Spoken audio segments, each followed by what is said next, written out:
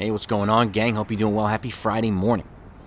Okay, so what I'm going to do, the MLB playoffs are here. All 4 games happened today. I'll recap them tomorrow morning so you know exactly what's going on and keep the highlights and everything else. But I have some Yankee news I want to share because the Yankees roster obviously hasn't been set yet or finalized for the divisional round. And I don't think it will until we figure out who wins between the Cleveland Guardians and the Tampa Bay Rays, because it'll be customized a little bit differently based on how to neutralize certain weapons and weapons that the Yankees would need and so on. But there's some Yankee news. And on Michael K's podcast yesterday, Aaron Boone was on. And he said that Matt Carpenter is scheduled to be back for the ALDS, for the divisional round, for the Yankees against whoever wins that series. So it's good news, right? Encouraging news. Now, the questions that, to me at least, remain now that we know this is, who's not going to be on the roster, if he's going to be on the roster, and is he going to start or is he going to be on the bench? Those are questions that I think are important. Personally, I think it's like a tiered thing here. If Gleyber Torres is good, and he should be fine, he's not an injury, he had some flu-like symptoms, so he should be fine. If Gleyber Torres is good, he's starting second baseman. DJ is on the bench. Now, DJ is not right yet, and he alluded to that too. So they say they're still evaluating DJ. So there's a remote chance that DJ might not be on the ALDS roster. But, we'll have to wait and see what's confirmed and what's not. So, and if that's the case, if DJ's not on the roster, then it makes it easy to put Matt Carpenter on the bench because he plays the same kind of the first base, third base combination. He's got the same versatility that DJ does. I mean, he's got a bat from the left-handed side. I mean, he, in a short series of like 45 games, a short sample size, he's batting .306, 15 home runs, almost 40 RBIs. Extrapolate that, he was hitting a 40 to 45 home run season.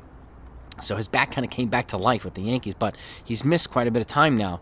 So the question is, if he comes off the bench, how is he going to get his timing back and to face live pitching on a regular basis, right? That's one of the million-dollar questions. And even if he starts, is it enough time to get his timing back? So I like the fact that he's here and he brings them a different offensive dimension against whoever they play, but those are questions that are really, really, I think, important that need to be answered. So, and I'm sure the Yankees will answer it one way or another. But that's right there is kind of laid down. My 4-man bench, without this stuff, would have been DJ, Tim LeCastro for outfield versatility, Oswald Peraza. He needs to be on this bench. He needs to be on this roster, okay?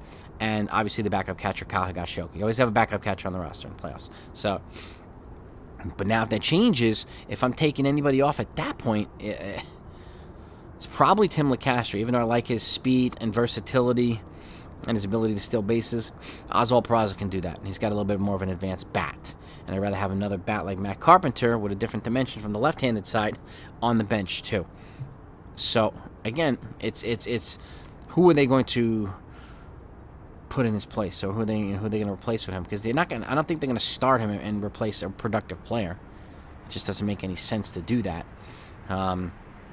Is Marwin Gonzalez going to make the postseason roster? We don't know. We don't know him. Aaron Hicks. No idea. So I could see Hicks not making it. I could see Chapman not making it. Marwin Gonzalez on a bubble for me.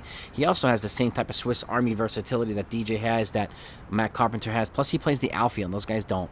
So that matters as well. And if Castro's not there, I could see the argument for Marwin.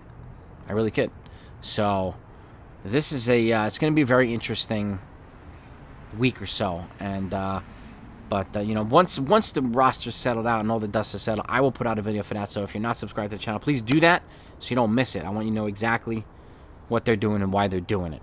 So, and I'll get it out to you. So, but Matt Carpenter, that's the news of the day right now. And again, I'll believe it most when his name's on that freaking playoff roster. So, that's not gonna be here for another couple of days at the very least. I think they're gonna wait. Personally, I think they're gonna wait until the wild card series is over, so they know exactly how to tinker with the final pieces of the roster. But the mainstays are gonna be the mainstays. We know that already. And again, if Andrew Benintendi, I'm hearing, might be available for the ALCS, right? If they make it that far, but it's the same thing's gonna remain. The timing question is gonna be there.